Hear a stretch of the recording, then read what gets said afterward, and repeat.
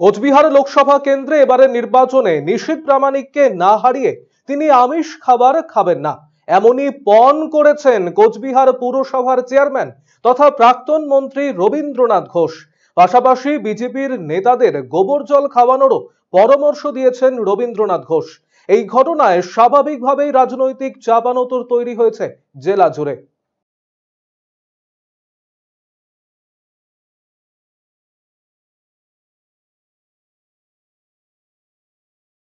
হ্যাঁ, আমি নিরামিষ খাচ্ছি এবং লোকসভার নির্বাচন পর্যন্ত নিরামিষ খাবো এবং নিশীথকে হারিয়ে নির্বাচনে হারিয়ে তারপরে মৎস্যমুখী করব। তার আগে আমিষ আমি খাবো না। এটি কোন ঠাকুরের কাছে ব্রত রেখেছেন?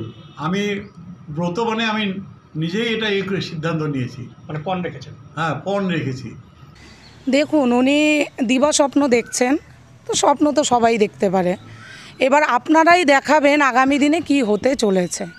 উনি তো একজন মন্ত্রী ছিলেন, আমাদের রাজ্য সরকারের আন্ডারে উনি একজন মন্ত্রী ছিলেন। ওনার অস্তিত্বটা দেখুন আগে।